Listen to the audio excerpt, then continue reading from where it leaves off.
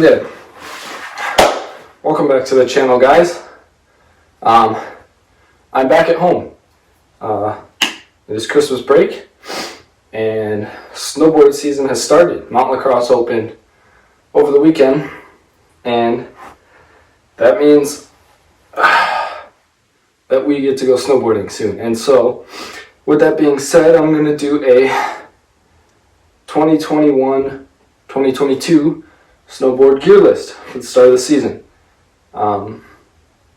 Because why not? So, we will start with the most important thing, is the snowboard. So, I have a Burton 157 ripcord, a flat top, 157 centimeters.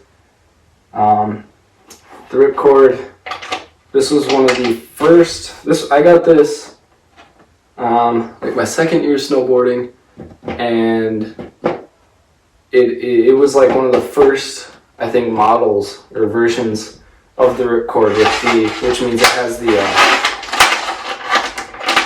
channels, the binding channels. It doesn't have the 4 screws, it has the channel. So your bindings, you can slide up and down basically to wherever you want for whatever stance you want. And so stay tuned for the next video, because I'm going to show you how to attach your bindings and what stance to run. Yes, this is my ripcord. It does need to be waxed. It has seen quite a few winters now. I think I got this when I was probably 15 or 16, and I am 20 now. So it's seen a bit of wear and tear, but it's still holding up nice. Okay, next up, we got the bindings. So these bindings came with the board, that's why they match perfectly. Just red and black. They're super nice leather bindings. But yeah, these are pretty nice. I will have to clean these up. But these came with the ripcord, so they already have the things in here, and well, I just lost my angle. Shoot. But they have the holes ready for if you wanted to switch these bindings over to a normal board with the 4, or with the just the normal screw in. Alright, next we have the boots. These are also Burton. They are the Invaders. I got these at the same time I got the board. They've also held up really well. Yeah, not much to say. They're starting to kind of get some wear and tear up here where the toe strap goes down, but otherwise these are doing very well. Alright.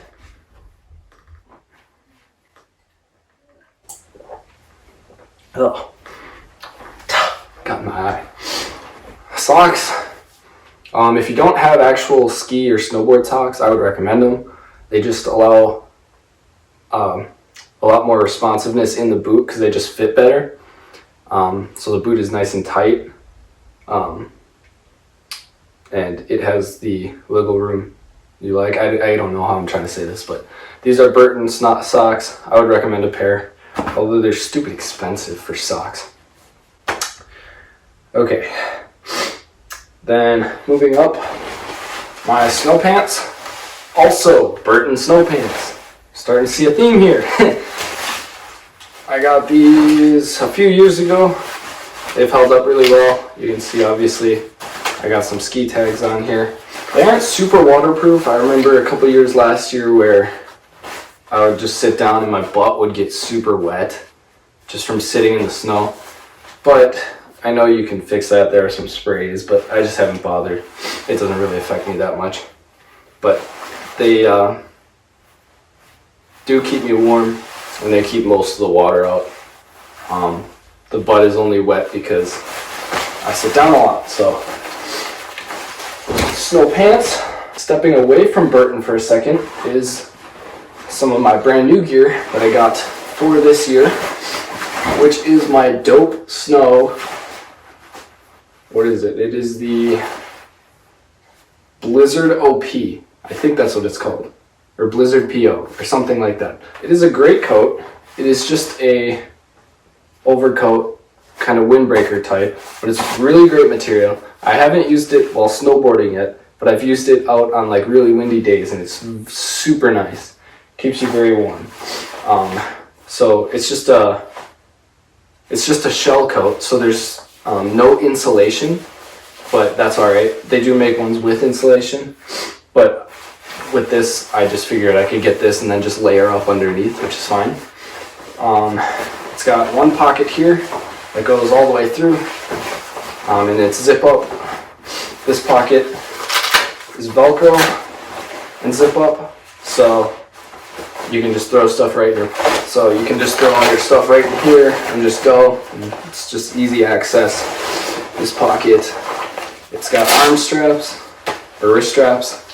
On the left hand, it does have a pass pocket. So if you have an Epic Pass or an Icon Pass, you can just throw it right in here, and then you can just throw your arm out there and they can scan it, or you can be scanned.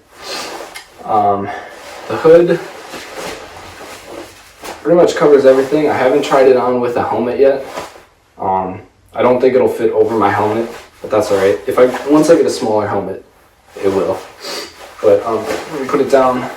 This can be kind of annoying if you're just standing like this and then this is kind of in your way. All you have to do is roll it down a little bit and then you're all set. And I got a large, and I think it fits really well. And it's going to keep me really warm. I'm already starting to sweat. And then it also has the things for your gloves, so you can slide them in. So yeah, that's nice. And it has the arm zippers right here if you need to air out. So, moving on to the last bit of gear here. More of the kind of unnecessary stuff. Well, okay, this isn't unnecessary, but this is my helmet. It is a Giro bevel helmet. I don't know what to say. I would just say always ride with the helmet. I ride with the helmet 90% of the time, probably 95% of the time. There's been a couple times where I forgot my helmet, but yeah, this has held up pretty well. I remember I took a slam right on my head right here, and I'm still here and kicking.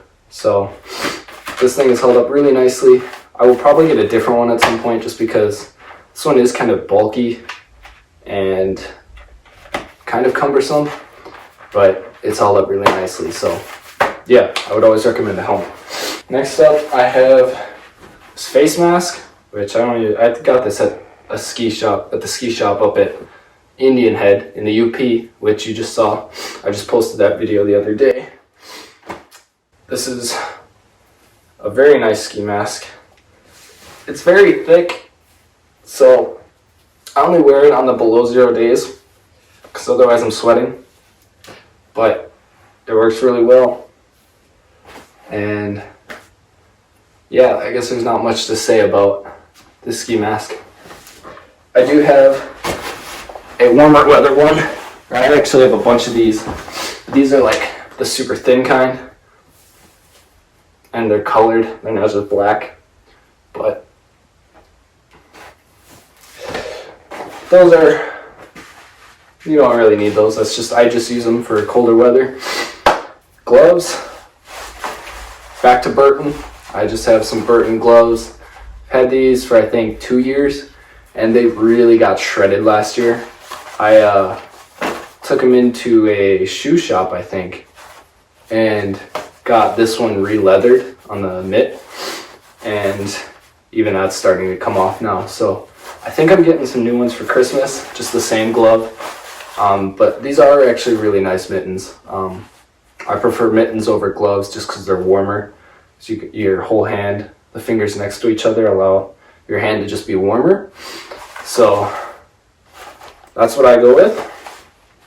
I will say Burton gear, clothing, comes apart really quickly. Just everything Burton in general kind of comes apart. So Yeah, with Burton gloves, you might have to buy them quicker. It also depends on how you're riding. Like, I do a lot of grabs and stuff off jumps, and then in the Midwest, there's a lot of rope toes, so that'll tear up your gloves a lot faster. Next, we've got my goggles, which I also just bought for this season because I wanted a pair of nice goggles. I bought Detour sunglasses. That's the company. Comes in this very nice case. It's a nice hard shell case that zips up. And I also bought a spare lens. So this red lens here is the spare lens, and then the lens in this was the original lens. But I bought the Arctic Camo ones, and they're absolutely sick. It's pretty good goggles. They've got pretty good peripheral. I love these goggles. I'm sure these are going to be great. I do need to get a low light lens for nighttime because we do a lot of night riding here. So I'll probably have to get a clear lens. But this is great because super strong magnets. If you crash, that's not going to go anywhere unless you slam really hard. Like, I can't. It's hard to get these out without a little bit of effort. So we'll throw the other lens on so you can see here. I will do a review video on these two once I'm actually out riding, because I haven't tested these riding yet. This is purely based off first impressions and stuff. So these are the original lenses that came with it, just the kind of the silver lens, but I think these will be great. I have very high hopes for them. Last two things, I always ride with a backpack. This really doesn't matter. Well, I don't always ride with a backpack. Sometimes Mark does, but this is just my everyday backpack that I use at school. Sometimes I'll throw stuff in there. Sometimes I like to ride without it because it just makes it lighter and easier.